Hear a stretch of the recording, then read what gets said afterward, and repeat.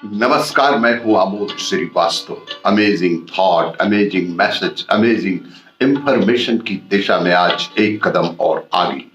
आज की इस कहानी का शीर्षक है दोस्ती। आपको ये मेरा वीडियो अच्छा लगे तो लाइक करें, शेयर करें और लाल बटन दबाकर सब्सक्राइब अवश्य करें। साथ ही बेल आइकन दबाना बिल्कुल ना भूलें। आज के इस कहानी का शीर्षक है दोस्ती। स्कूल के 4 करीबी दोस्तों की आंखें नम करने वाली कहानी है, जिन्होंने एक ही स्कूल में कक्षा 12वीं तक की पढ़ाई की है। उस समय शहर में इकलौता लग्जरी होटल हुआ करता था। कक्षा 12वीं की परीक्षा के बाद उन्होंने तय किया कि हमें उस होटल में जाकर कुछ चाय नाश्ता करना चाहिए। उन चारों ने मुश्किल से 40 रुपए जमा किए और रविवार का दिन था और 10:30 बजे वे चारों साइकिल से होटल पहुंचे। सीताराम, जयराम, रामचंद्र और रवि शरण चाय नाश्ता करते हुए बातें करने लगे। उन चारों ने सर्वसम्मति से फैसला किया कि 50 साल बाद हम 1 अप्रैल को फिर से इसी होटल में मिलेंगे। तब तक हम सबको बहुत मेहनत करनी चाहिए। यह देखना बेहद दिलचस्प होगा कि किसकी कितनी और कैसे कैसे प्रगति हुई है। जो दोस्त उस दिन बाद में होटल आएगा, उसे उस समय का होटल का बिल देना होगा। उनको चाय नाश्ता परोसने वाला वेटर कालू भी यह सब बातें सुन रहा था।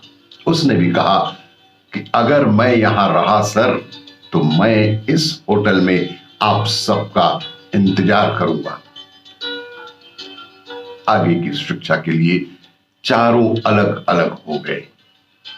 दिन, महीने, साल बीतते गए और 50 वर्षों में उस शहर में आमूल-चूल परिवर्तन आया। अब वह होटल 5 स्टार होटल बन गया था। होटल का वेटर कालू अब कालू सेठ बन गया था और इस होटल का मालिक बन गया था। 50 साल बाद एक निर्धारित तिथि 1 अप्रैल को दोपहर में एक लग्जरी कार होटल के दरवाजे पर आई। सीताराम होटल के मालिक कालू के पास पहुंचा।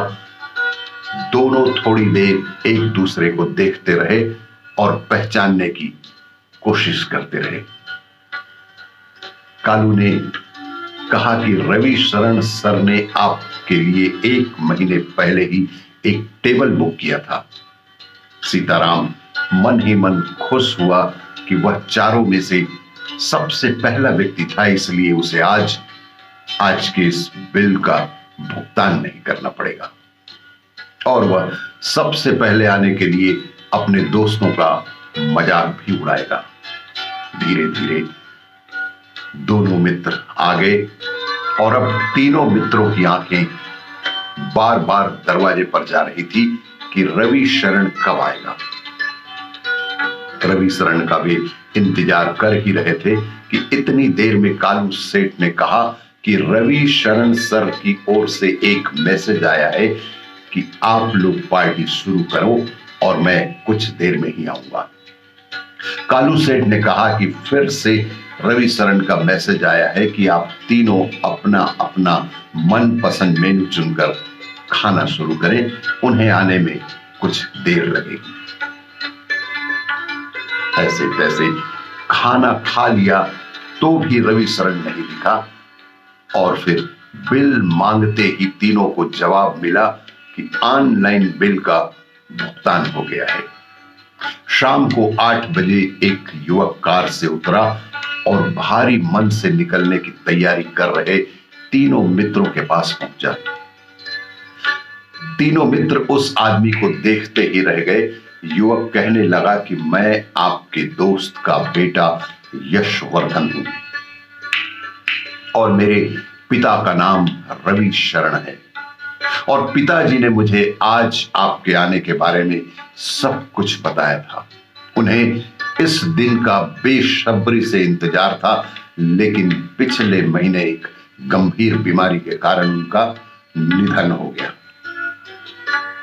और उन्होंने मुझे देर से मिलने के लिए कहा। अगर मैं जल्दी निकल गया तो वे दुखी होंगे, क्योंकि मेरे दोस्त तब नहीं हंसेंगे जब उन्हें यह पता चलेगा कि मैं इस दुनिया में नहीं हूं।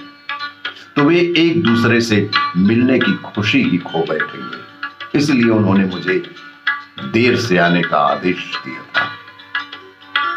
उन्होंने मुझे उनकी ओर से आपको गले लगाने के लिए भी कहा। यशवर्धन ने अपने दोनों हाथ फैला दिए। आसपास के लोग उत्सुकता से इस दृश्य को देख रहे थे। उन्हें लगा कि उन्होंने इस युवक को और भी इस शहर में कहीं देखा है। यशवर्धन ने कहा कि मेरे पिता शिक्षक बने और मुझे पढ़ा लिखा कर कलेक्टर बनाया, और आज मैं इस शहर का कलेक्टर हूं। सब चकित थे। कालू सेठ ने कहा कि अब 50 साल बाद नहीं, बल्कि हर 50 दिन में हम अपने होटल में बार बार मिलेंगे और हर बार मेरी तरफ से एक भव्य पार्टी होगी।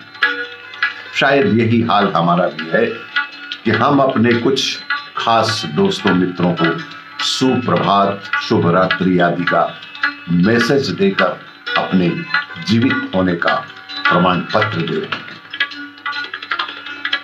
मित्रता बहुत आवश्यक है।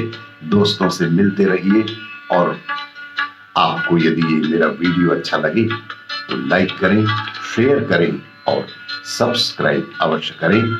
धन्यवाद।